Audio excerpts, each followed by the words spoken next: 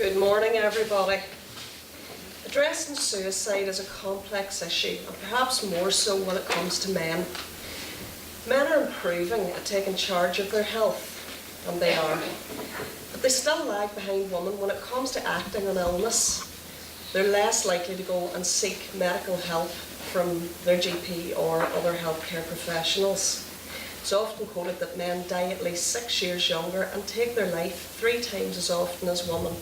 So what can we do about it? And that's what today is all about. The Western Trust and the Public Health Agency have always supported the men's health agenda because we know that men are pivotal as a population group in improving health and well-being. If we create the conditions whereby men can look at their own health and actively act to improve their own health, well then things can get better.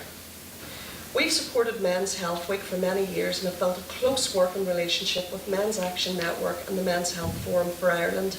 However, we know that work with men must be continual and not just confined to 1 week in the year, especially in terms of mental health and suicide prevention. Men are much less likely to seek help from their GP, and we know that men who fall into certain groups are more likely to die by suicide. And according to the draft Protect Life 2 strategy, those groups are men aged 19 to 55, so it's that sort of middle-aged age group. Long-term unemployed, men experiencing mental health issues post-conflict. There's an occupational risk that comes into play, and we know that certain occupations, farming for example, carry greater risks. And men who are experiencing lifestyle issues such as homelessness and LGBT, for example. This conference is a stepping stone to begin to address this issue, and today is the beginning of a journey. We've based the event around a piece of drama that will be presented to you later on this morning, and that's been created by a group of local men who are all experts by experience. User involvement is crucial, and this work will form and shape a training resource for people who work with men and who want to explore the issues around men and suicide further. This is a piece of work that Health Improvement has been working on now for a wee while with Men's Action Network, and we've looked at various ways of, I suppose, doing something that is innovative and creative. We know that in terms of men's health, you have to adopt a certain degree of innovation to make people sit up and take notice. So when I had the initial conversations with Collie from Men's Health Forum for Ireland, with Michael from Men's Action Network, and we realised that there was this unique group of service users who were actually looking at a piece of drama around this exact issue, we knew that this had to be the starting point. So watch this space. What we'd also like to let you know is that the Men's Health West website, that some of you may remember from a few years back, has been revamped and is being revamped.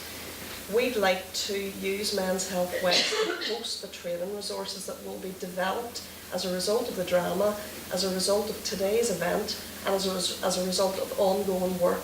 And they'll be hosted on that website for you as practitioners, for you as people who are out doing the work with men, to download and use. So again, watch this space and we'll keep you informed on that.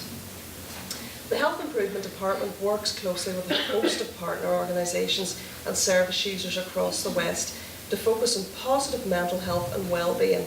And this includes a body of work on resilience and more recently digital resilience, which is being resilient in the online world.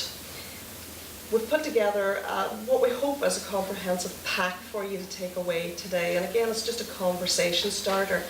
In that pack, you have the Take 5 leaflet, which is the Public Health Agency-led initiative around what they feel it takes to create health and well-being. So those points are give, be active, connect, keep learning and take notice. And these activities are scientifically proven to boost mental well-being and make us more resilient. Today's event, as you can see from the posters around the room, is themed around the Take 5 ethos. So there's 5 of everything if you look around the room, and do take some time to go around and read those posters because they've been thoughtfully put together and those are things that we think will help you as practitioners. Now again, each of those pieces of advice, leaflets, resources, whatever you like to call them, will be available to download from Men's Health West. So if you do want to take those and use those as part of your daily work, you can do that. You just go away and download them. We get them on after today. So we want you to enjoy today's event and take away information that will inform your practice in terms of men's health and well-being. Do feel free to tell us what you think when you're completing your evaluation. And can I just say, in your pack you've got an evaluation form and you've also got an equality monitoring form. The Trust requires us that you fill in those equality monitoring forms so that we know that we're reaching the right level of people out in our community who are getting the messages so that they can cascade them on. So if you wouldn't mind doing those and leaving those on the table with the girls before you leave today, that would be very much appreciated. We won't change things overnight, but as the old advertisement said, it's good to talk, and today is all about getting the conversation started. Without further ado, I'll pass you back to Michael and I'll welcome you along to the event today and hope that you take away the messages and feel free to cascade them to the people that you're working with. Any other information that you require, come back to any one of us either during the event or after the event, and we'd be very happy to help. Thank you.